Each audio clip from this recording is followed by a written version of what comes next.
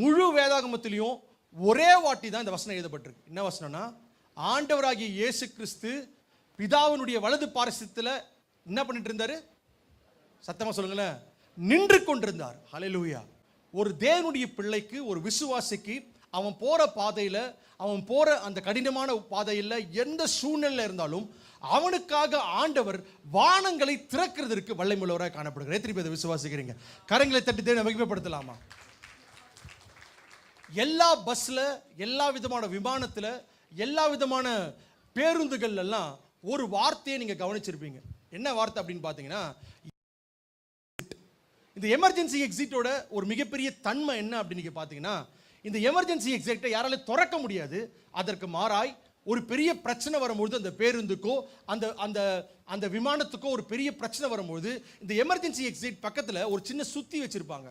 இந்த சுத்தி எதுக்குன்னா, ஆபத்து வரும்போது, பிரச்சனை வரும்போது அந்த நபர்கள் என்ன பண்ணுவாங்கன்னா, அந்த சுத்தி எடுத்து அந்த எமர்ஜென்சி எக்ஸிட்ல இருக்கிற அந்த கண்ணாடியை அடிச்சு உடைச்சு எல்லாருமே வெளியே வருவதற்கு எல்லா விதமான வழிவாசலையும் திறப்பாங்க.